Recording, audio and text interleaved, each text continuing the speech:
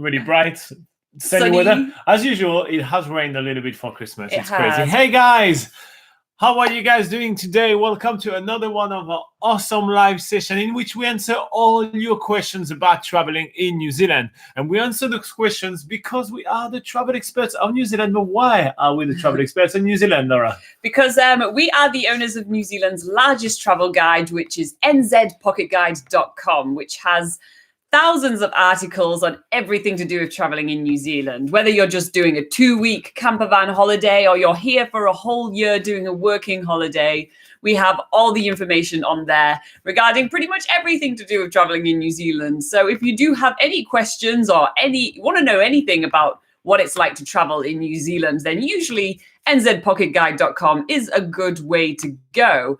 But we do know that not everyone likes to read endless on websites all day. So we also do for you nice people this lovely Q&A session every single Sunday at 8 a.m. New Zealand time, although a little bit later today, as we apologize. But we do this Q&A session at these times, which is on a Saturday evening in Europe. I think it's 7 or 8 p.m., no, 8 or 9 p.m. In the US, that's on a Saturday at 3 p.m. EST or 12 p.m. PST.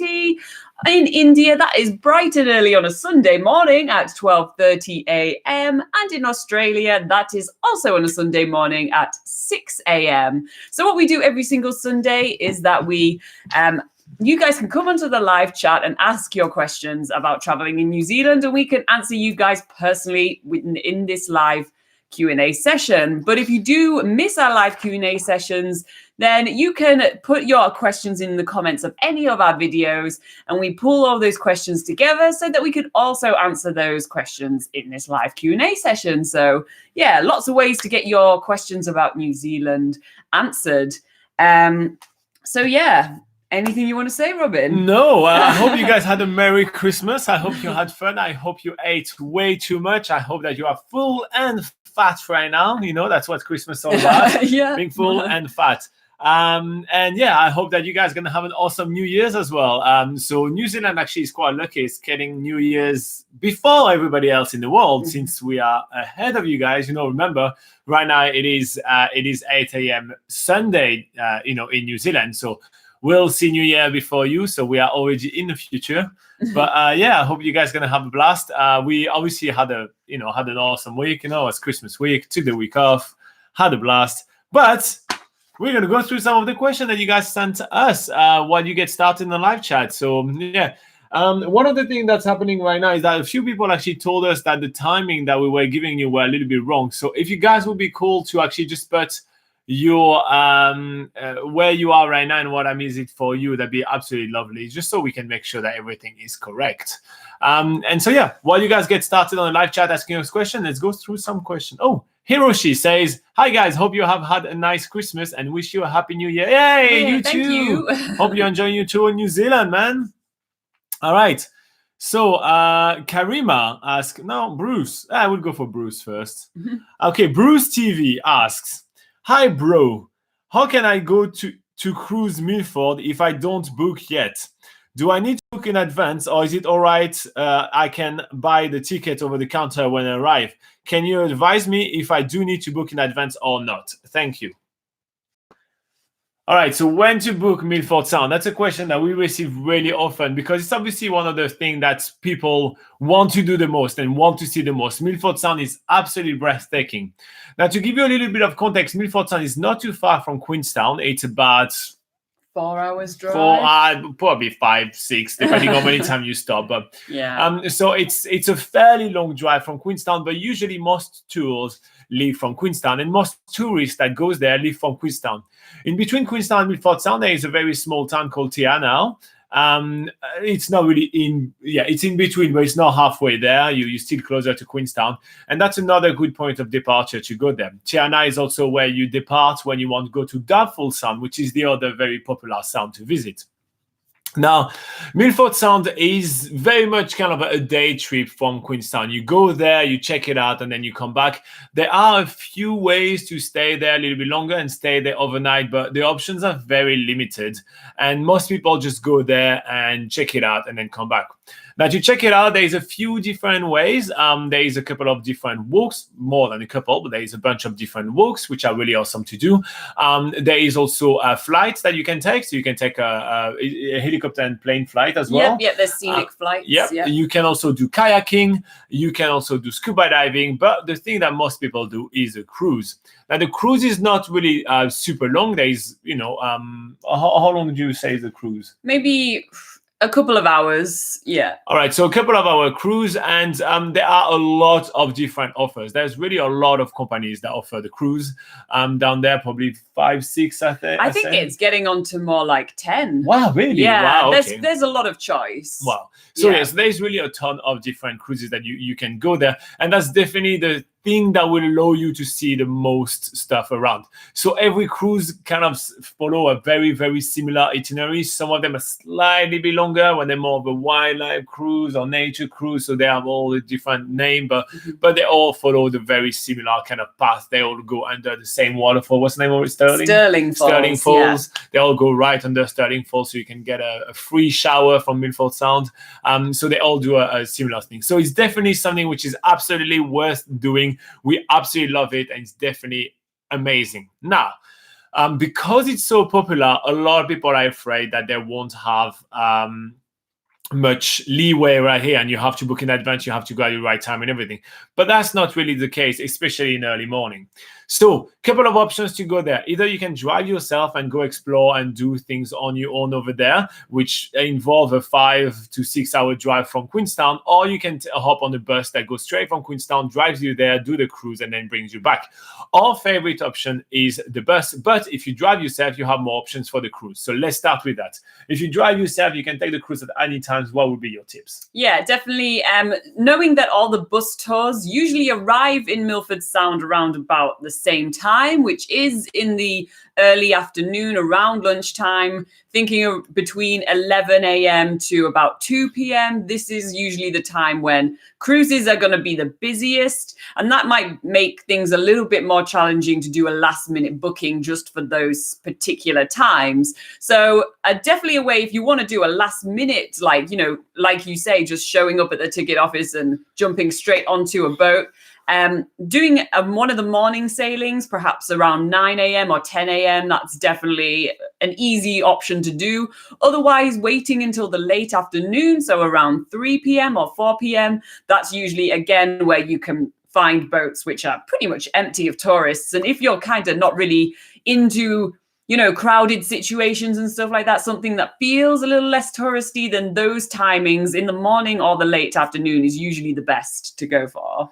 And if you check the video that we have on this channel about the Milford Sound cruise, which you definitely have to check out, we did that under absolutely massive rain. And so, we got drenched. Like, I think that's the wettest I've ever been. And damn, we've done scuba diving a few months before that. But yeah, so wet, so funny.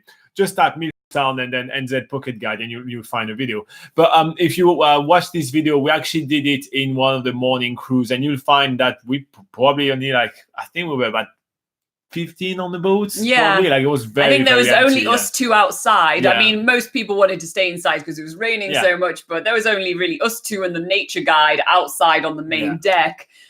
There was very little amount of people in the boat otherwise. Yeah. So obviously, if you drive yourself, you can definitely get yourself kind of a premium experience. Premium being you get more space and more room for yourself if you do one of the morning cruise or one of the later afternoon cruise.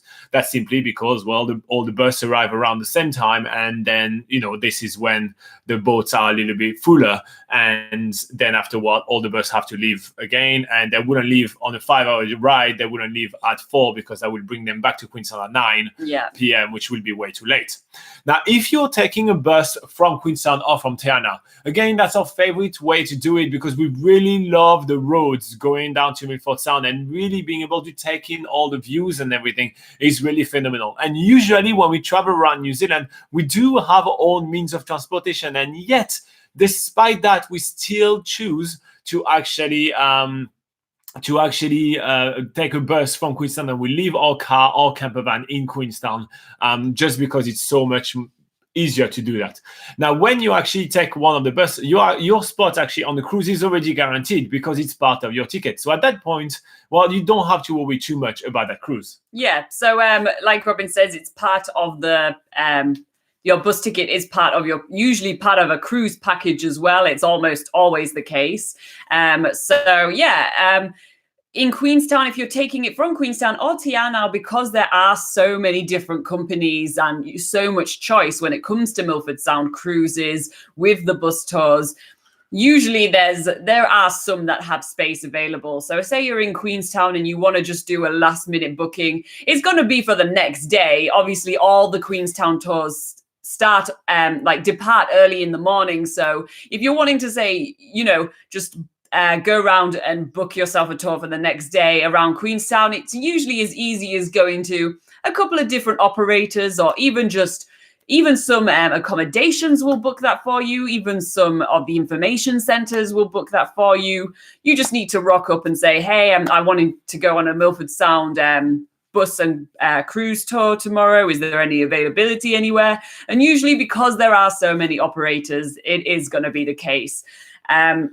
For the other activities that Robin mentioned, like scuba diving, kayaking, those sort of things, there's very limited operators offering those sort of activities. So with those sort of things, you're going to have to book more in advance. But especially for the kayaking, which is really popular. Yes, especially for the kayaking. But for the cruises, there's so much choice that last minute bookings is usually easy enough. And because the cruises can actually take that many people onto the boat, there's always room for one more. So what else? Cool. So just to give you a bit more food for thought and way to kind of prepare your trip to Milford Sound. So on NZ Pocket Guide, we have an article with the 6 best cruises in Milford Sound. So I'll go very quickly into that, but we have link and also description of every single one of the tours right here. So again, you go on nzpocketguide.com, and if you don't feel like trying to figure out how to find this article, you just go on the search bar, which is on the corner right here, and you type cruises in Milford Sound, and you'll be able to find them. And we also have the 10 best Milford Sound tours, which are the tours that will take you from Tiana or from Queenstown. And so same thing, you find like best Milford Sound tours, and you'll be able to find them. So just to give you a quick tidbit of more information, because we really do like to be thorough. And Bruce, we're going to make an effort to answer your question as thoroughly as possible. We have, for the cruises, is Rail Journey, which does nature cruise, which are really cool. Juicy Cruise, which is really cheap and really nice as well. Southern Discovery, which also which does a cruise and also give you access to an underwater observatory. There is Mitre Peak Cruises, which is a little bit more upscale, and there is Go Orange Cruise, which is it's the same company that Rail Journey, is just a little bit of a cheaper version. So that's for like some of the most popular cruises. Obviously, much more information and actually more companies in the article that I just mentioned. So make sure to check it out on nzpocketguide.com.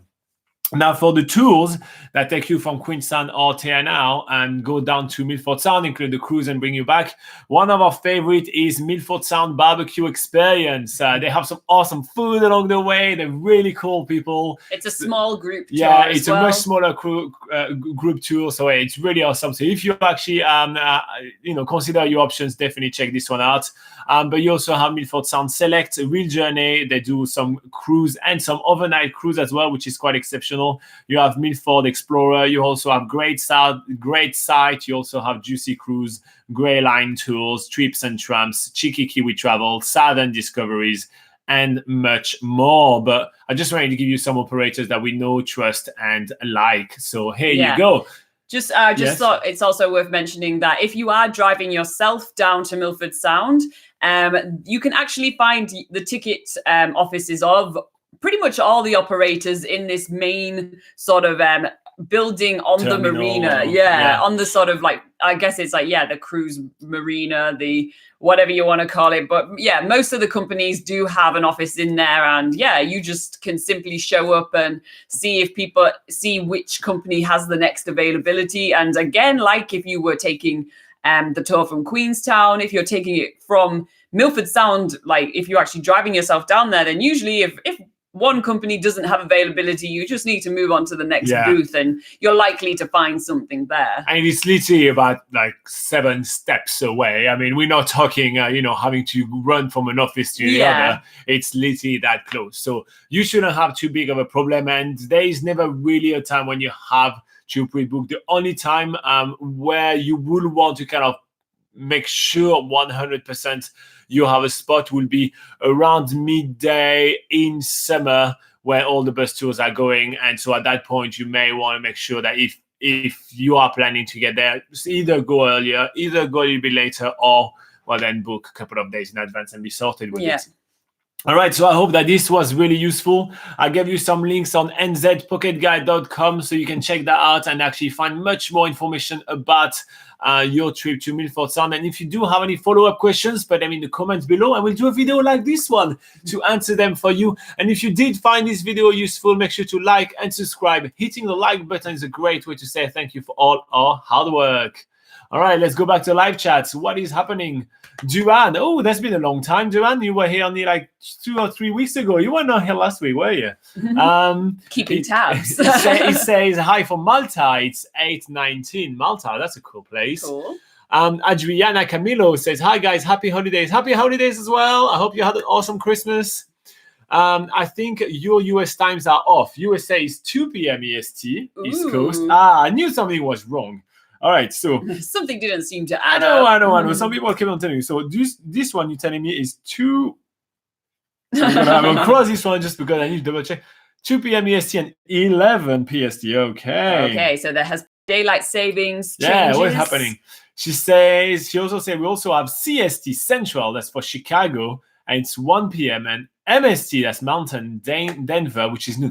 Okay, you got too many times. We just didn't pick 2. I don't think we can fit all that on this small board, but at least the US gets 2 different times here. Yeah, I mean, come on. We're dedicated to you Americans. Yeah, look at that.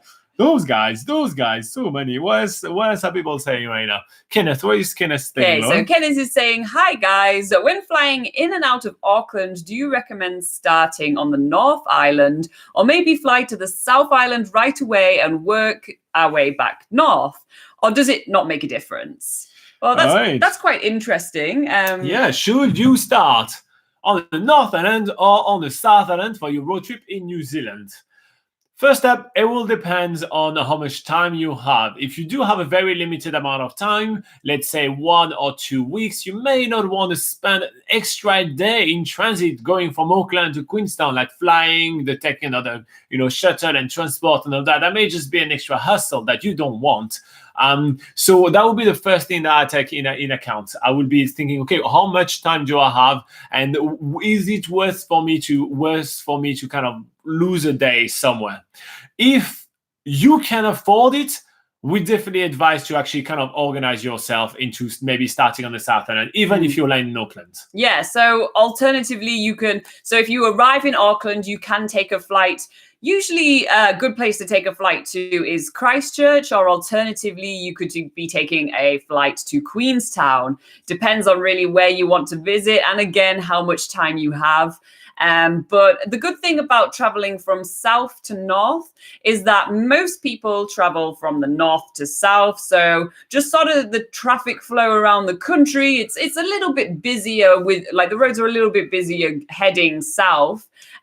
But if you want to experience things, a little bit alternatively, maybe with a few less cars on your side of the road, for instance, then going from south to north is usually a good way of going about it.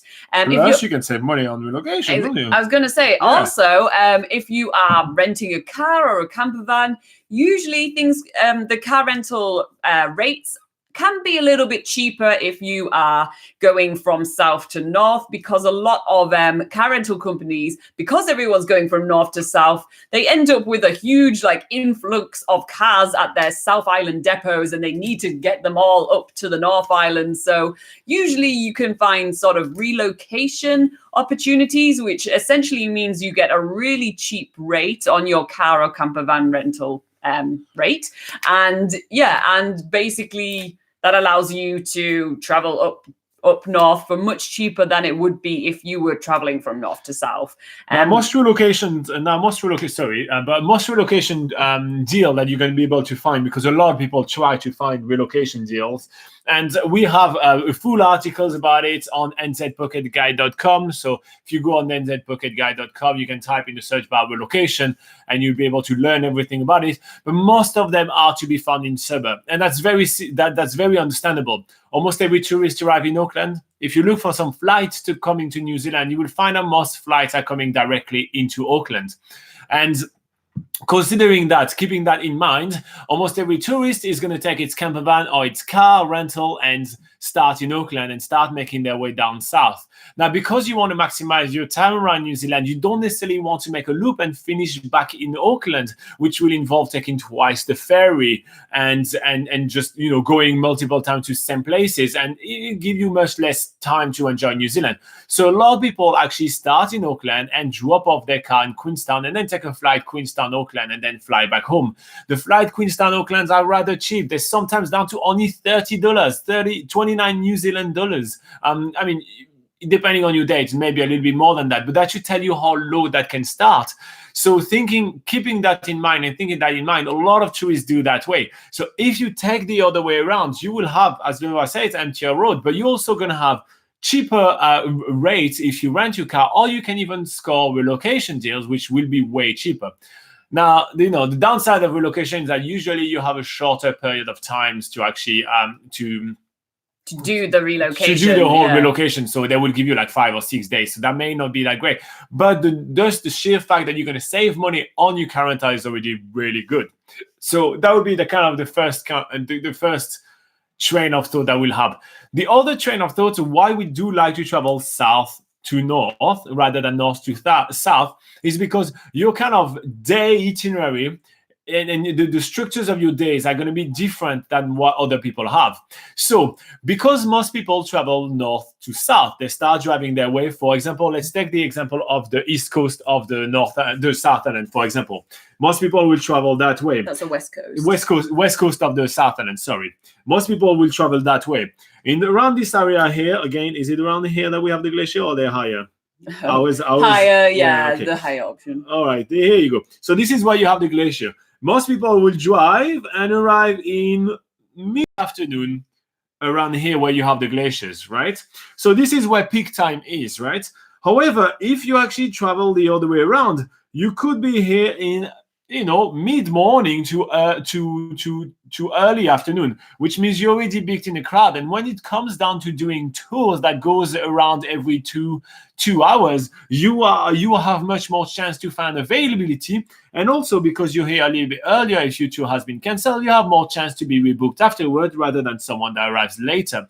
And this is the case in many different spots around New Zealand, because almost, you know, every tourism business is built around the fact that people are usually traveling the same way. So they always arrive for example, everybody always arrive in Rotorua around early evening. Everybody does that and then spend a day in Rotorua. If you travel the other way around and you arrive in Rotorua in the morning, do a couple of activities and then leave, you beat the crowd everywhere. And so you will have like geothermal park completely empty just to yourself. It's epic. You have videos of us literally traveling around New Zealand, and you see us in stunning, amazing locations just to have the location completely empty to ourselves.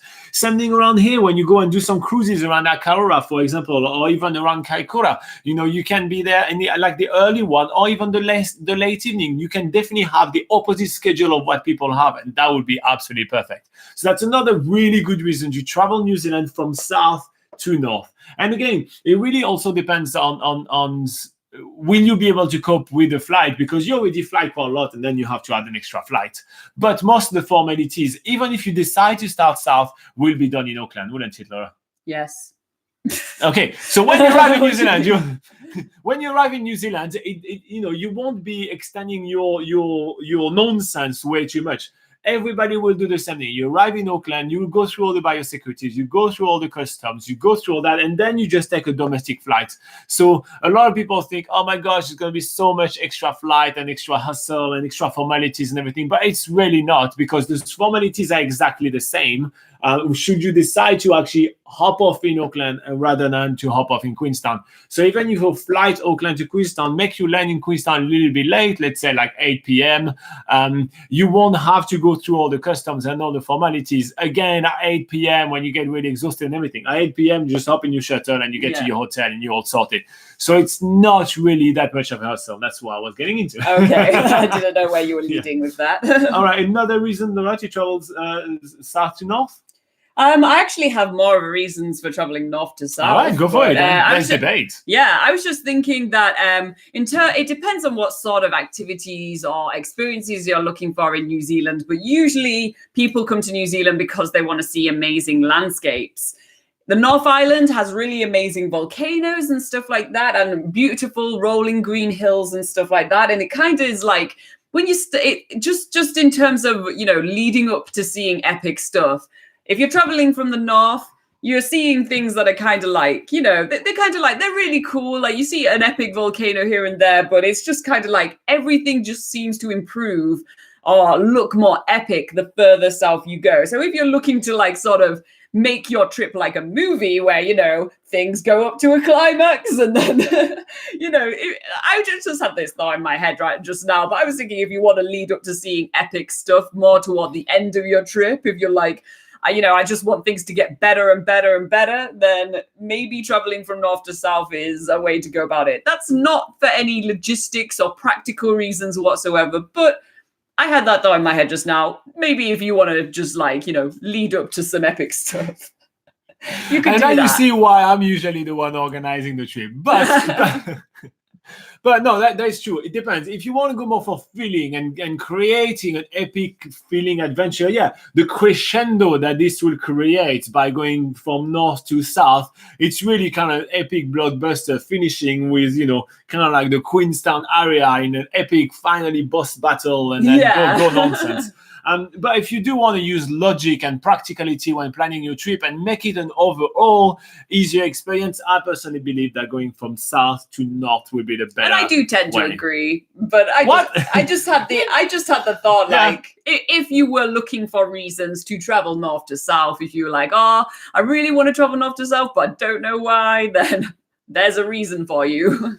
And before we finish talking about this, the last thing that I want to point out is no matter which one you choose, doing a one-way trip around New Zealand, meaning starting in Auckland, finishing in Queenstown or Christchurch, you can make it, you know, a little bit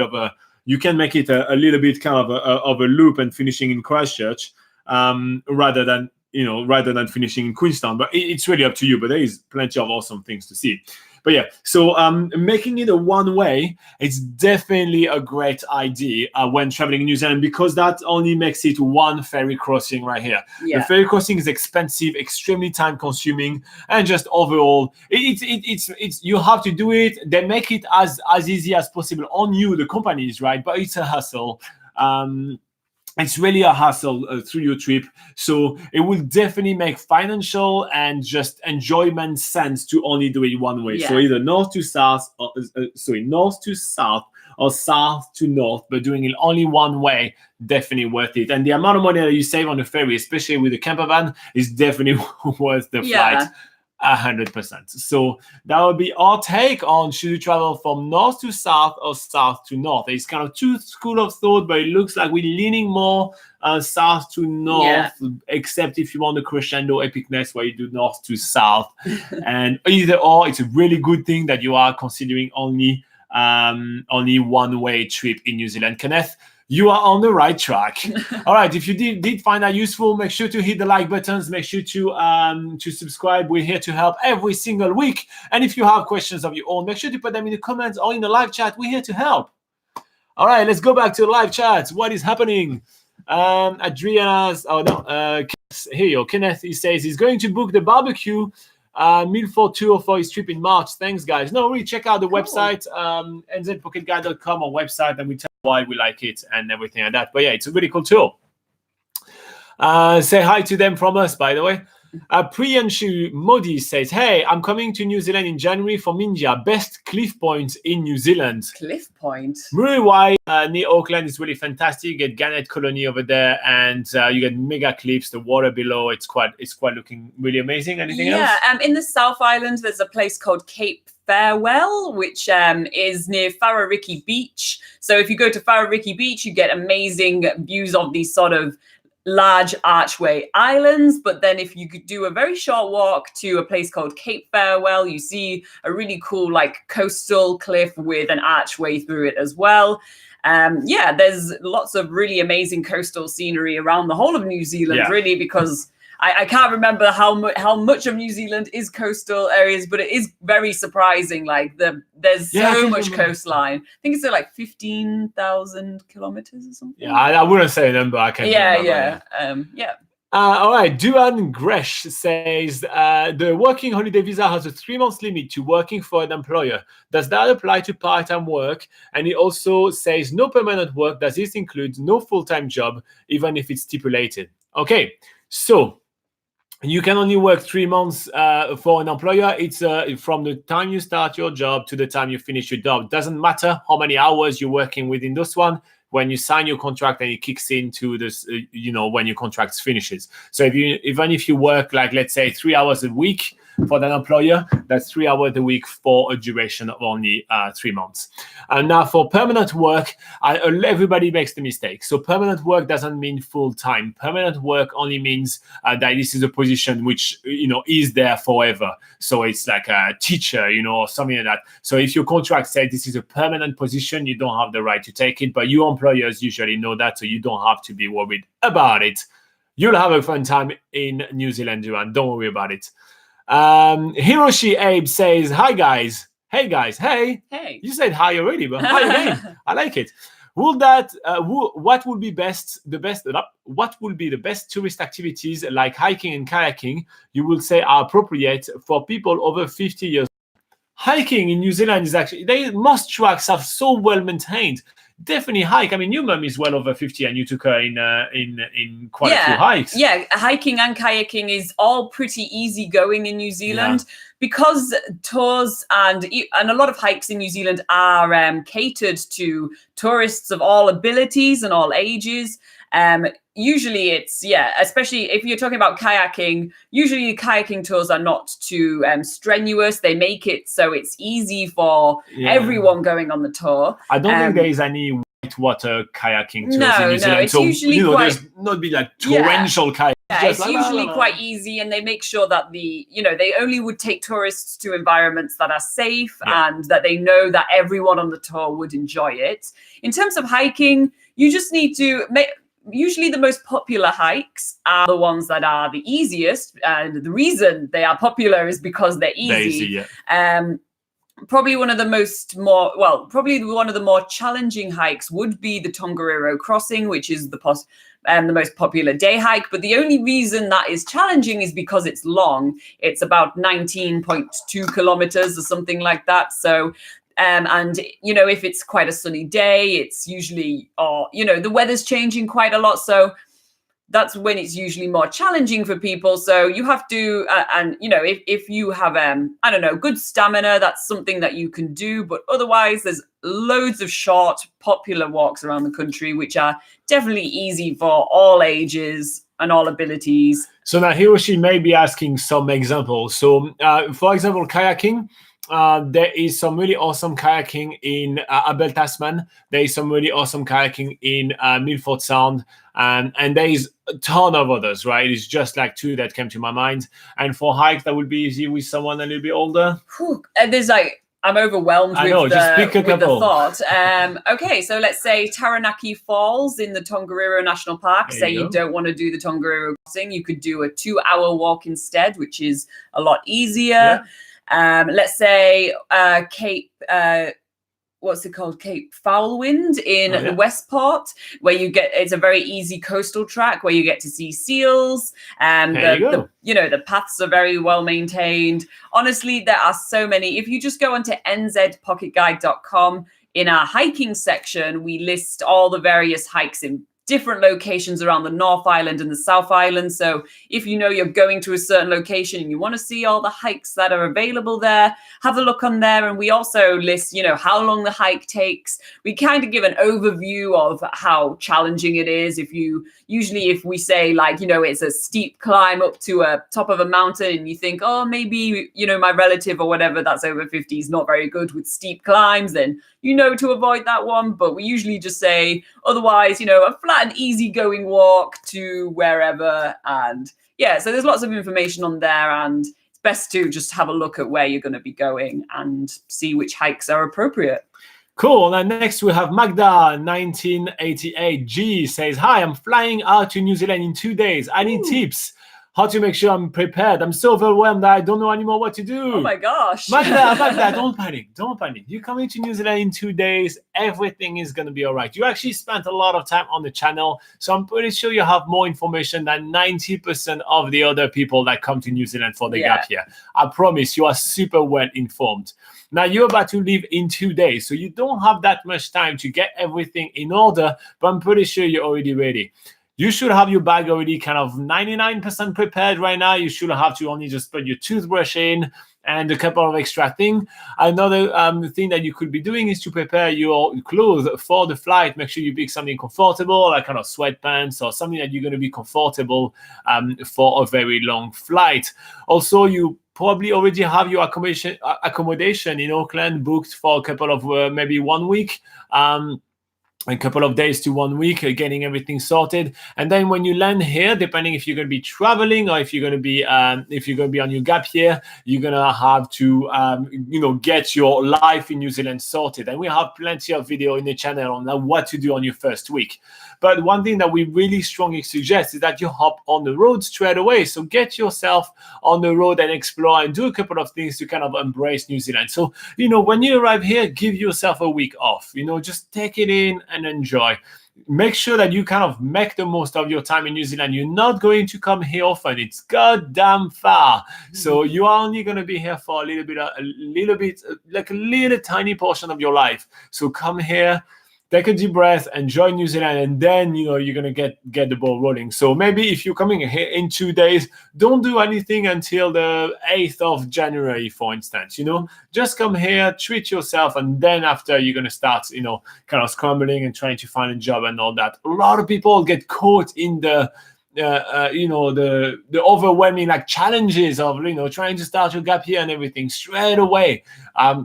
When landing, you need to actually take the time to enjoy yourself in New Zealand. Yeah. It doesn't cost that much to enjoy yourself for a little bit. There's a ton of free hikes. We speak so much about all the awesome hike that there is to do. We usually focus a lot on free activities, so you'll be totally all right. Another thing you can do that really helps with peace of mind is to start printing everything you need. So print yourself your plane's ticket, your itineraries, make sure you have your passport.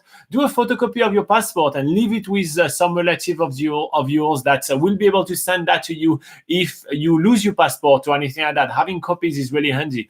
Also, set up a folder on Google Drive with all your important documents, your passport, your insurance, just all the things, your bank details from back home, all those kind of things, and you put that on Google Drive so you can access it from anywhere. That's going to make your life super easy as well. Another thing that you can do is to make sure that you write down, you get all the phone numbers of everybody that you want to be able to contact. So when you get a new phone in New Zealand or new SIM card and everything, you can transfer all those ones and you know that you're going to be all well organized. It's just all those little things that are not necessary to do, but they're really helping to kind of calm you down. To make you feel like I am prepared. You do them and you kind of, I'm kind of ready, and that's gonna be absolutely fine. Other thing that you can be doing to kind of get ready. I think you've pretty much I'm more planning. So usually between Laura and I, I'm always the one kind of planning, and Laura just arrives, sits her ass on any chairs or seats or plane or car rental or anything. She's like, Robin, what's happening now? And I usually have organized everything. So that's probably what she can really help right now. Yeah. But yeah. So if you do those kind of things, that's definitely gonna help you a little bit. Also, you're just 2 days from your trip to New Zealand. So one of the other things that you can be doing is to start working on your sleep pattern as well. So since you're going to be landing so look at what time you're going to be landing in New Zealand. So if you're going to be landing at kind of at night, and you're going to want to go to bed straight away. You want to start kind of working yourself to a good schedule, so it's going to be easier for you to deal with the jet lag. So that may involve, and I don't know your pattern, right? But that may involve starting going to bed maybe tonight. You go to bed at 5 p.m. You're going to be restless a little bit, but at least you start relaxing and everything, which means tomorrow you're probably waking up at 5 a.m. So you put your alarm clock to wake up at 5 a.m. And then the next day, you're going to go to bed at 4 and then wake up at 4. And then that should help you put yourself into a correct pattern for afterward. And so like that, you feel like you're already on New Zealand time, and you're going to be all good. Also, things that really reassure is work your way. Like, how are you going to get from your home to the airport, and then from the Auckland airport to where you're going? Just work those things out as well. They're really helpful. And if you still need to keep your brain up a little bit, think about what you're going to be doing in your layover. There is no direct flight to New Zealand. You're not going to be flying all the way up here. You're going to be stopping somewhere in Dubai, in Singapore, in Beijing, there's many different places where you can stop. Think about how long you're going to have there and what there is to do. More and more and more airports have attractions or some restaurants or this and that. And you may want to think, okay, what am I going to do? And just do to your parents. Say, hey, I really want to try these things. About $50. It's at Dubai airport, maybe. And you get, $50 from your parents, and then you can do that, for instance. But yeah. So that's another thing to keep your brain running. And lastly, the last thing that we'll say, if you want to feel being more prepared, is to use nzpocketguide.com and seriously just keep on reading and keep on looking at all the content that we have. We really have a lot of content on it. I mean, we have more than 2,500 articles right now on the site to help you plan your trip to New Zealand. So that's a lot. So check nzpocketguide.com. And if you feel like, you are going to be like, oh my gosh, I'm never going to be able to read everything that I want to read, remember, you can have a lot of time in the plane and you can get really bored. So you can use an app called Pocket. I know it's NZ Pocket Guide, but there is an app called Pocket. And this app allows you to save some web page and read them when you don't have internet.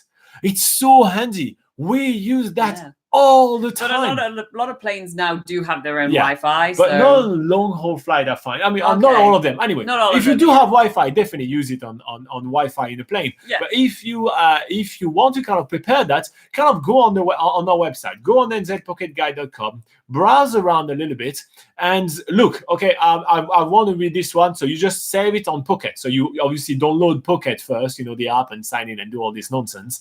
And then just save it, and save yourself like 100 articles. So when you're in the plane and you'll be drowsy and everything, read an article, then keep moving, and then read another article. And it's really handy, and that will help you kind of ease your mind and feel like, God, I know everything about New Zealand.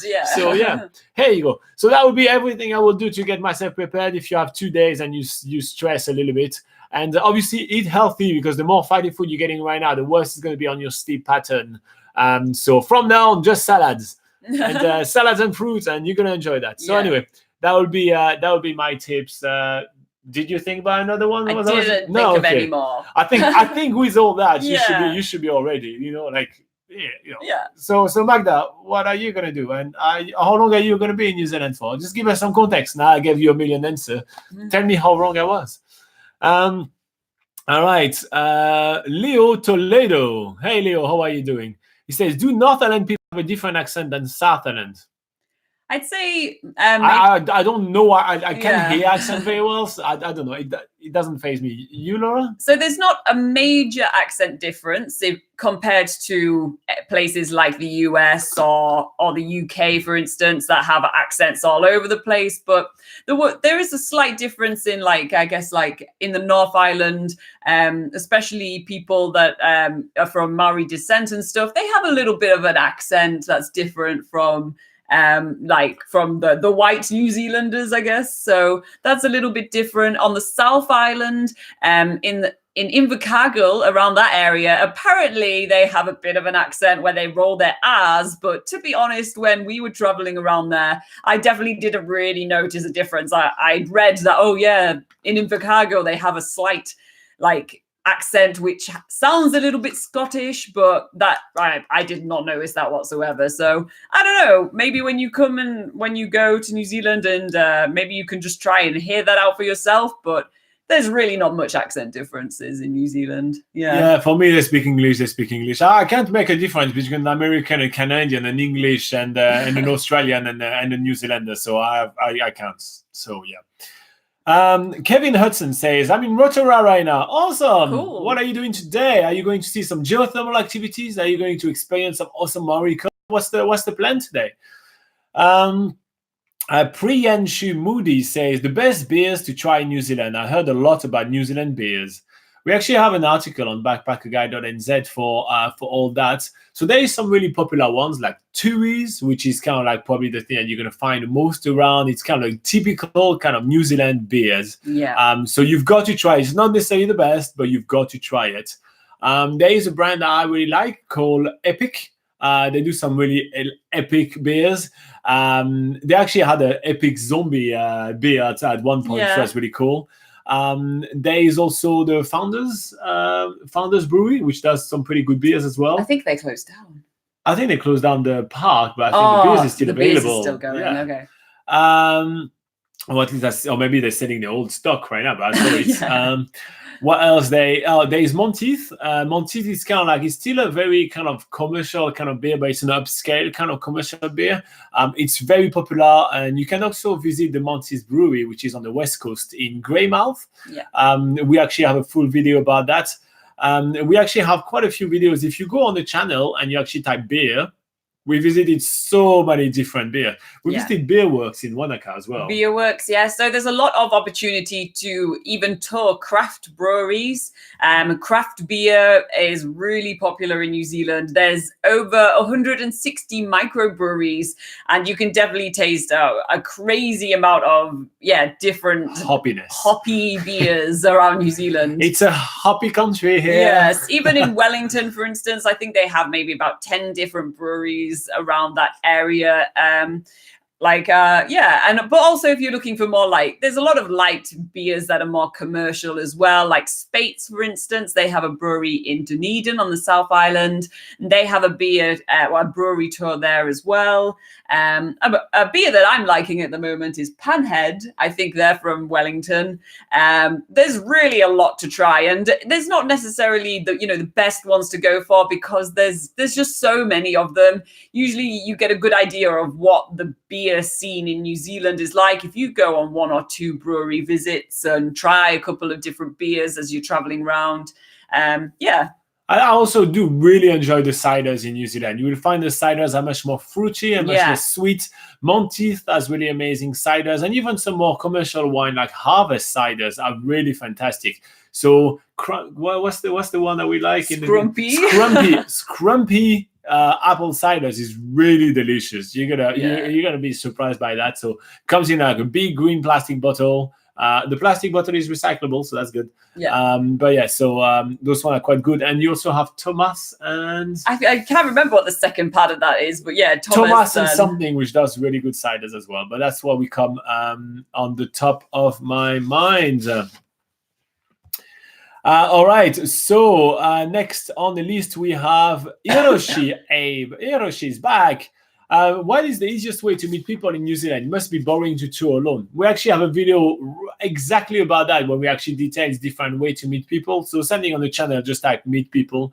But basically Facebook groups, if you type backpacking New Zealand, you will find multiple Facebook groups. And we see a lot of people meeting a lot of other people there. So it's a great way to do that. Staying in a hostel is the best way to meet people, of course. You just cook in the kitchen and just start chatting with people. Yeah. The kitchen of hostels is literally the best place in the world to meet friends. Guaranteed. Yeah. And also, usually when you do a tour, as you mentioned, if you're on the bus and everything like that, you are always with like-minded people. So you'll be able to meet some extra people, which is really, really cool. Yeah. Yanka Gossip SL says, how is part-time jobs in Christchurch? Part-time jobs in Christchurch are very easy to find. The city is still in great need of workers, and you'll be able to find some job in Christchurch very easily. Almost every single time we talk about job on this channel, we actually advise to spend some time in Christchurch and to look for a job in Christchurch, or to consider Christchurch as a place to find job. So if you just type on the search bar of NZ Pocket Guides YouTube channel, you just type jobs, you will find that we mentioned Christchurch a whole lot. And so that may be quite helpful to you. And there's plenty of video there. Cool. All right, guys, while you come up with some more questions for us, or while Magda is stressing a little bit about her planning and is telling us that she forgot to pack extra socks. Don't forget to always pack an extra pair of underwear and an extra pair of socks. But yeah, so while you guys are getting started with that, we are going to go through some other questions that you guys sent us beforehand, just preparing for this live session. And this one comes from Karima. All right. So Karima asked, hi, Robin and Laura. I couldn't find a similar video for what to pack in autumn in New Zealand on your channel. Would be awesome if you could make one. Thank you so much. Laura, when is autumn in New Zealand? Okay, so autumn in New Zealand is on the months of March, April and May. All right. How's the weather in autumn usually? So the autumn weather is usually at the beginning of autumn. It's usually still quite warm in New Zealand, but as it sort of progresses through the month, you're probably going to experience a little bit more rain. The rain is very on and off all over New Zealand, like throughout the year. So it's usually always going to be raining quite a lot in New Zealand, and especially more and more nowadays. And then as you get more toward the end of autumn, we're thinking more about May, that's when the temperatures are a little bit cooler and you're probably going to be spending more time a little bit more wrapped up.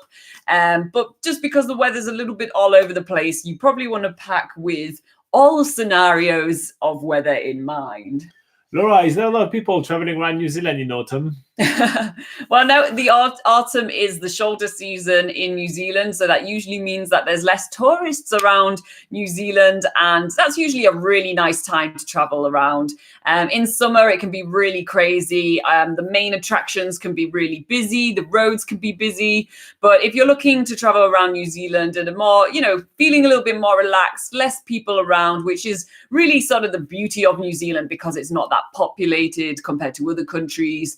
And definitely it has its seasons where more tourists come in summer and less people come in winter. Usually that shoulder season in autumn is a good time to sort of come to be away from the tourist crowds, but also experience slightly more idyllic weather than what you would get in winter. Yeah. All right. So I'm going to quickly get started with a quick carry-on packing list, or what you need to have in your carry-on. It's pretty generic, and that's something that you need to have in your carry-on at all time. And then Laura will go in depth in all the clothes that you have to pack for your trip to New Zealand in autumn. All right, so in your carry-on, you obviously want to have your flight tickets, you want to have your passport, you want to have your visa. You can definitely print it, plus the supporting evidence. If you do have a working holiday visa, they'll usually ask you to have a certain amount on your bank account. So make sure that you do have a printout of your bank account and all those kind of details, proof of insurance and all of that, if that is required. It's also always good to have another form of ID, so maybe a driver license or an identity card from back home. A bit of cash in New Zealand dollars is always really handy to have. Your credit card and debit card, obviously.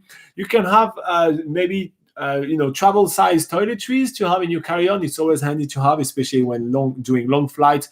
And you also want to have your medication in your carry-on, just so you actually have easy access to it. If you want some entertainment, you can have your tablet like this one, or you can have a phone or those kind of things that you need for your own entertainment. Your book, if you want to, or just use an e-reader. You don't need 20 books.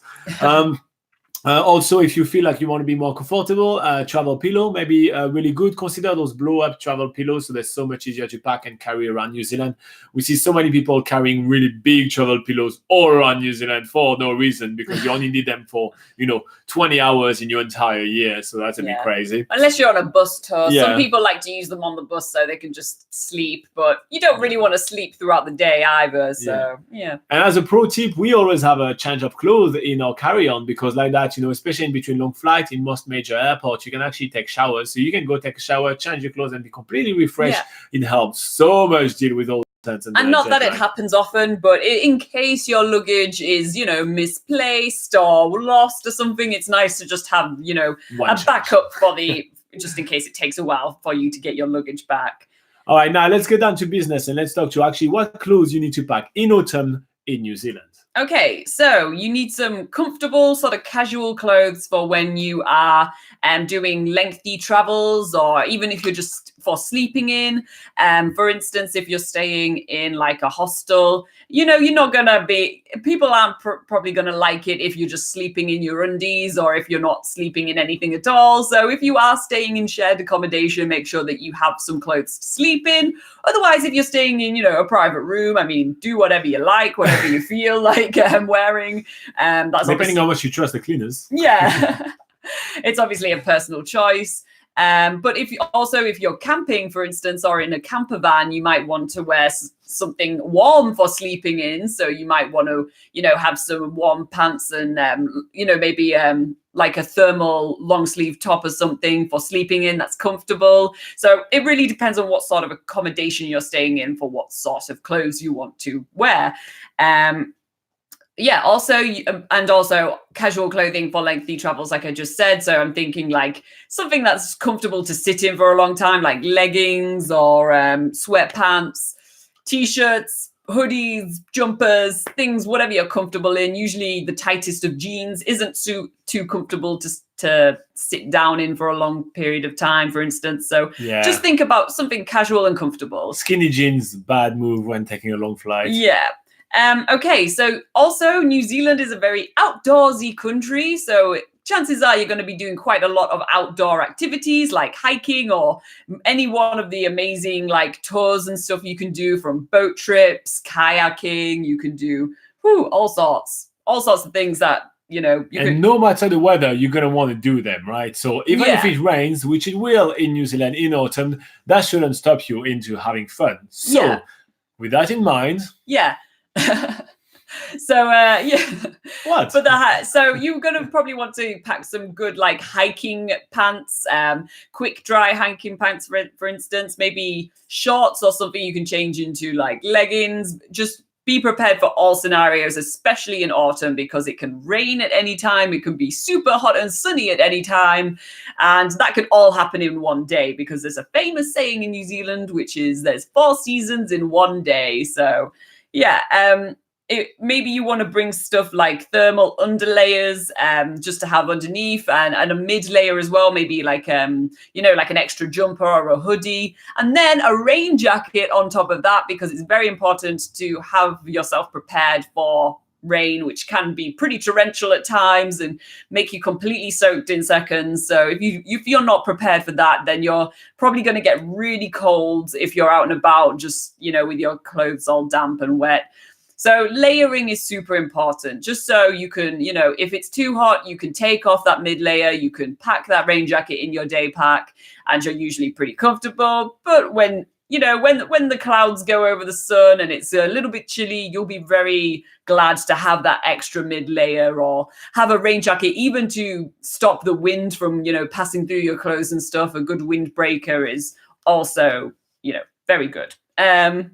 Sunglasses. It can be sunny. It's not just all rain in New Zealand. It can be sunny as well. So it is very helpful to have things like sunglasses, a hat to protect your head from getting sunburnt. In terms of socks and stuff like that, woolen socks is always a good way to go. Just in case they get wet, they dry quickly, and they're usually cushioning your feet a bit better than cotton socks as well. So if you're doing lengthy walks, you won't get blisters. Speaking of your feet, a good pair of hiking shoes or hiking boots, whatever you prefer. Everyone has their preferences when it comes to boots. I prefer shoes, Robin prefers boots, but make sure that they are waterproof, because again, getting wet feet is pretty miserable. I absolutely hate it. So I think most people would hate getting their feet wet and having their feet wet all day. For people that are coming on a working holiday, for instance, you might want to have, like, if you know what sort of jobs you want to go for, you might want to think about some of the clothes you would be wearing if you're working. If you, for instance, want to work in hospitality, that usually means that you need to have something a little bit, a little bit more smarter, maybe some black pants or a shirt or something. You know what sort of jobs you want to be going for. But if you have no idea what sort of jobs you're going to be going for, there are shops in New Zealand. You can definitely buy some clothes in New Zealand if you're not sure and you don't want to overpack on the chance that you might need this or you might need that. Just bring the stuff that you do need. But otherwise, for other stuff you might want to buy, you can definitely buy things in New Zealand. And yeah, underwear. People wear underwear, so people, not Laura. People. apparently, I heard people wear underwear. So usually, bringing enough for about a week is good. Bearing in mind that there are laundry facilities in hostels, in holiday parks, in hotels, even literally pretty much all accommodations, except for maybe the most basic of campsites and things like that. They won't have laundry facilities, but everywhere else will. And you will just have to wash your clothes and your underwear as well. And that means that you're not overpacking by packing like every item of clothing you own. Just, pack light. There's laundry facilities. Yeah, we suggest packing a set of 8 of everything. So like that you have a whole week plus a spare one. And you remember that you need to do a laundry every week, basically. All right, cool. So for the rest, I'm going to go quite fast because they are the same items to pack on any kind of season. So I'm going to start with medication and toiletries. You obviously want to have your prescription medication with your doctor's note translated in English. You can have also a mini first kit, which is always quite handy. And in your toiletry bags, you want to definitely have some sunscreen. No matter the season you're traveling in New Zealand, you absolutely need some sunscreen. If possible, some reef-safe sunscreen to protect the beautiful waters surrounding New Zealand. Fast-drying water. A fast-drying travel towel, insect repellent, toothbrush, toothpaste, soap, deodorant, razor, glasses or contact if you have any. Shampoo, you can use those shampoo bars like from Lush, for example. They're much easier to pack, much smaller, and much better for the planet. So that's a really good idea. Feminine items, condoms, if you plan on getting laid, makeup, if you do like that, and hairbrush and combs if you use those kind of things. If you like to brush your hair. Yep. And the few gadgets and stuff that most people need when traveling in New Zealand. You want a New Zealand travel adapter, maybe a multi-plug if you really do have quite a lot. You have a laptop and then a phone and then a tablet and then a this and then, it's always handy to have a multi-plug to be able to plug it in any room or hostels or anything rather than fighting for the one plug. Copies of your passport, so either like a photocopy that you can have in another part of your luggage, as well as a copy on a Google Drive or any other cloud services which is not run by an evil corporation like Google. Your camera, cell phone, tablet, laptop, all of those goodies. Your chargers, don't forget your chargers. We actually hear quite often some people contacting us and say, hey, where can I buy a charger? I forgot the charger of my phone. If you know you're going to be using your phone a lot when you're out and about and you're scared about running out of battery, get yourself a spare battery. Yeah, makes sense. Get yourself like a solar powered charger, but usually a spare batteries is good. Yeah, and if you're planning on doing a lot of campings or anything like that, camping, sleeping bag, a headlight, those kind of things are always very handy. So that's our tips for what to pack in autumn in New Zealand. If you find that useful, what can you do? You can click like. Yeah, why do you click like? To say thank you to us for answering these questions. You can also subscribe if you do want to see more from us, if you want to just learn more about New Zealand. If you are very keen to catch all our live videos, then you can always click on the little bell, which means that you get a notification when we are going to go live. And and also if you do have any questions, you can also put it in the comments of any of our videos and we will add it to our pool of questions. Here you go. In the meantime, we're going to go back to the live chat. What is happening here? Oh, that's pretty quiet. Brian Shu says, thanks a lot, guys. And many different lots of little emojis. emojis, like a ghost. All right, guys. So thank you very much for joining us for another one of our live session where we answer all your questions about traveling in New Zealand and even reassure you when you are only 2 days away from traveling to New Zealand.